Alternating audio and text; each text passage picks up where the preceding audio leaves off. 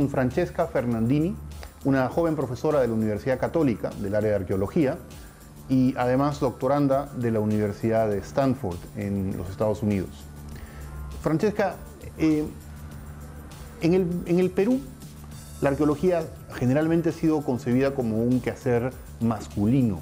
Julio Cetello, Max Uhle, Rafael Larco, Luis Lumbreras, Federico Kaufmann, y así podríamos seguir con todos los prohombres de la arqueología peruana. Pero en realidad hay muy pocas promujeres de la arqueología peruana. Sin embargo, esto ha cambiado, ¿no es cierto? ¿En tu generación eran más hombres que mujeres, menos hombres? En mi generación éramos bastante más mujeres. Tal vez en la Católica, yo soy exalumna también de la Católica, podríamos estar un poco más partes, tal vez un poco más de mujeres. Y ahorita en Stanford, que es donde yo hago mis estudios de doctorado, somos 13 y hay 2 hombres. Y del resto somos todas mujeres. Es un fenómeno, yo creo, global, en que las mujeres ahora, bueno, están entrando y están incursionando en muchísimas carreras, no solamente en las humanidades o en arqueología, pero en el campo de la investigación no solamente hay más mujeres, sino que se les valora más también, ¿no? Bueno, en cuanto a los temas, yo creo que es importante resaltar este momento en los 90s, particularmente en universidades en Estados Unidos, pero llegó también bastante acá, donde la antropología tiene este nuevo fenómeno que es el feminismo y particularmente el estudio del rol de la mujer, ¿no? Como siempre se estudiaba al hombre, el estudio de la historia del hombre y las feministas, digamos, empiezan a preguntar por qué solo a él, por qué no, por qué se asume una división de roles automática y a cuestionar ese tipo de cosas. Y esto en la arqueología repercute y tiene yo creo que un gran alcance y se ve en estas nuevas especialidades, como por ejemplo la paleobotánica, la antropología física.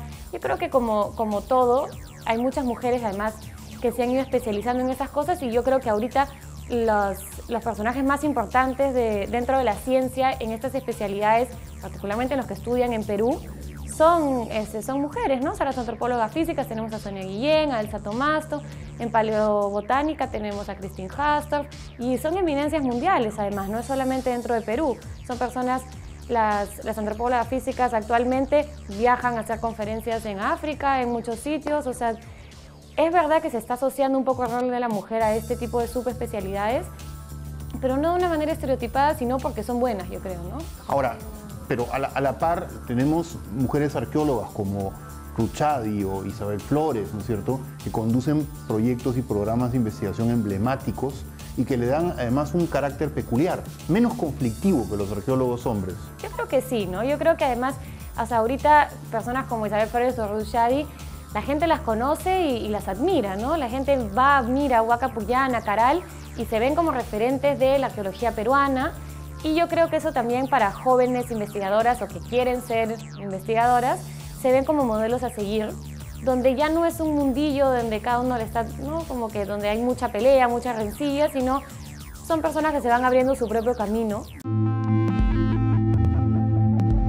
En el campo de la bioarqueología hay más mujeres, no sé por qué, pero sí, generalmente somos más mujeres que hombres. En la arqueología en general, creo que estamos más o menos equilibrados. Me parece que por ahí vamos igual hombres y mujeres. Bueno, definitivamente la mirada femenina está cambiando mucho el mundo, no solamente en la arqueología. Eso me refiero cuando te digo las nuevas preguntas que van surgiendo y que antes no se nos ocurrían. Por ejemplo, en el caso de la arqueología había muchas interpretaciones vistas solo desde el lado masculino, ¿no es cierto? Tú encontrabas una tumba, qué sé yo, con un hombre con una serie de objetos, qué sé yo, un mazo, una porra, ¿no es cierto? Y decías que era un guerrero. Encontrabas una mujer con una porra y decías, bueno, la sacrificaron y la mataron con la porra. Entonces ahora hay un momentito, hay que repensar todas estas cosas y están surgiendo nuevas interpretaciones vistas ya desde el cambio de paradigma que hay en general, ¿no? Digamos, los descubrimientos son los descubrimientos, ¿no? Tú puedes interpretarlos, digamos, de acuerdo a los conocimientos y las bases que tienes. Entonces, en una época en que primaba una visión machista, de repente hubieran dicho, no es posible que haya sido una gobernante y le hubieran buscado alguna interpretación, pero ahora, digamos que nos damos cuenta que la sociedad machista en la que vivíamos no es la sociedad, sino que han habido distintos matices a lo largo del tiempo. En el norte, por ejemplo, al contrario, había una élite femenina muy poderosa, ¿no es cierto? Entonces, cambia la forma de ver el mundo en la actualidad y se nos abre la mente para entender otras cosas. Y viceversa también, o sea, cuando encontramos sociedades un poco diferentes, ¿no es cierto?, a los paradigmas que tenemos nosotros, tenemos también que reevaluar lo que vivimos ahora. Eso es también lo lindo de la arqueología, ¿no es cierto? De todo lo que pasó antes te ayuda a reinterpretar, a reevaluar y a construir de una manera diferente.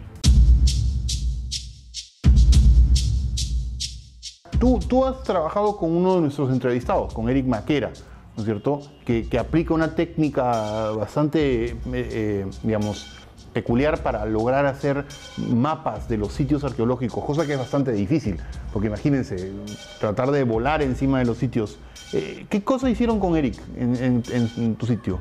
Bueno, mira, el sitio donde yo trabajo tiene 160 hectáreas, con lo cual tratar de dibujar cada casita, cada muro, era prácticamente imposible. Entonces, Eric vino con globos de helio y tomó alrededor de 30.000 fotografías aéreas de cada parte del sitio. Y luego, con un programa de fotogrametría, generó un modelo 3D que me da a mí un modelo real de las digamos, mediciones del sitio. Entonces, yo lo que he hecho es que he trazado después el trabajo que él me dio y tengo un mapa del sitio.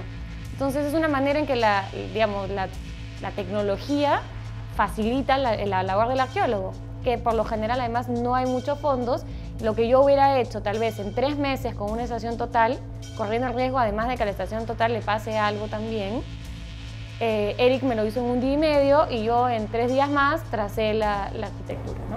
Claro, antiguamente los arqueólogos tenían que recurrir, ¿no?, en la época de Julio Cetello, a la plancheta, digamos, o al teodolito después, y hasta la estación total en los últimos años, para en el campo lograr hacer estos mapas, estos planos que son esenciales para cualquier trabajo arqueológico.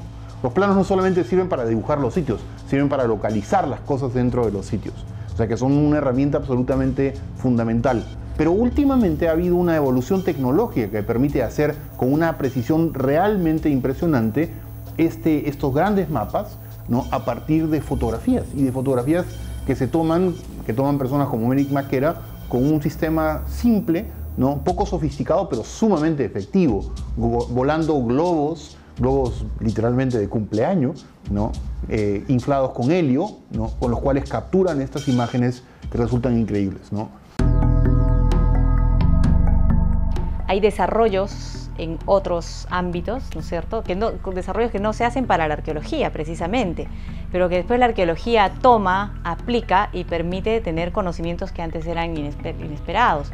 El tema del ADN, por ejemplo, ¿no es cierto?, en el caso de la bioarqueología, no fue pensado, ¿no es cierto?, no fue desarrollado para saber si es que, qué sé yo, el poblamiento de Sudamérica ocurrió de esta manera o de otra, ¿no es cierto?, pero ahora se aplica para eso. Por ejemplo, los microscopios de barrido electrónico, que tampoco fueron pensados para arqueología, fueron pensados para industria, para minería, ¿no es cierto?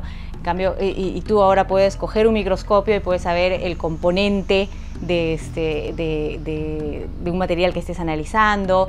Últimamente, por ejemplo, había una discusión sobre si las momias paracas habían tenido tatuajes o habían tenido pintura. Entonces tú agarras un pedacito de la piel, lo ves al microscopio de barrido y te das cuenta que no era tatuaje, era pintura. Puedes ver qué tipo de pintura era.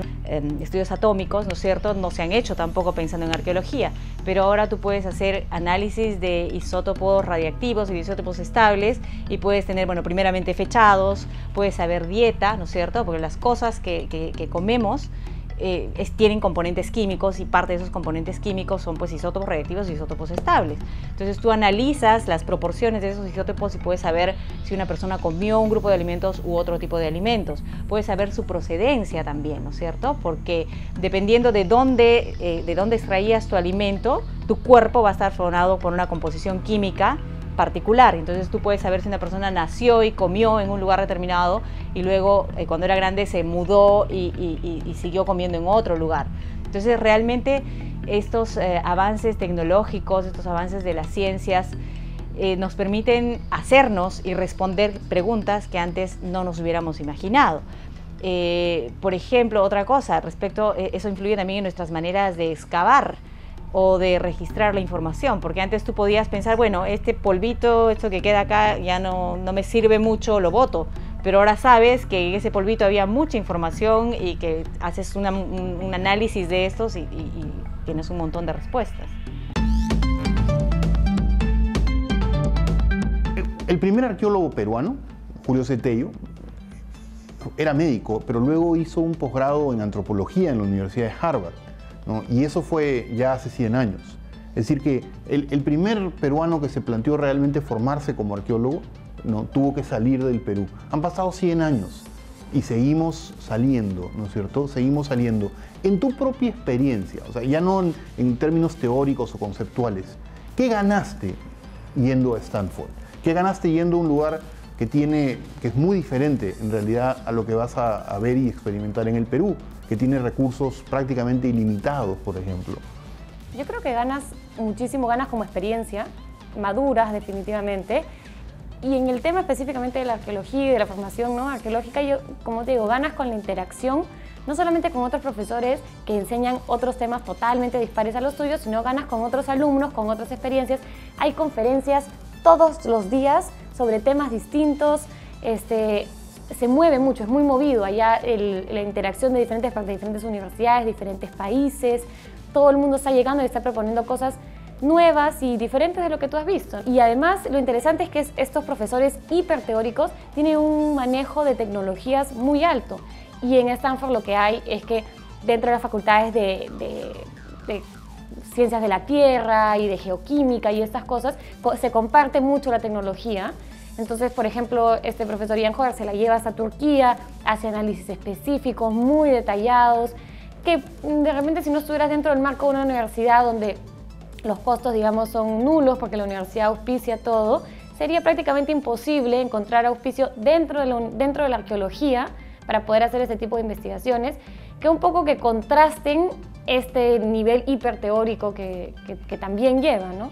Ahora, esto podríamos pensar es una cosa que está reservada solamente para arqueólogos que tienen muchos recursos, pero en realidad prácticamente todos los arqueólogos que han salido del Perú a hacer posgrados, empezando por Julio Cetello, ¿no es cierto?, hasta Francesca, que está haciendo su doctorado en Stanford, están ahí con becas que otorgan generalmente las mismas universidades, ¿no? Becas muy pero muy grandes que permiten que un estudiante peruano se dedique a hacer una investigación doctoral durante 5 o 6 años. Tu beca es una beca también buenísima, ¿no es cierto? Es una beca buena. Yo tengo una beca de 5 años donde realmente lo que ellos quieren es que tú te dediques a investigar. Ellos lo que sacan con esta inversión, digamos, es un buen investigador que les vaya a dar un buen nombre, porque tú estás totalmente, ¿no?, concentrado en tu investigación. No te estás preocupando por trabajar, por ser profesor a tiempo completo. Lo que te estás preocupando es por hacer una buena investigación, con una buena base teórica, una buena base metodológica, y eso es. Entonces, eso es algo que tal vez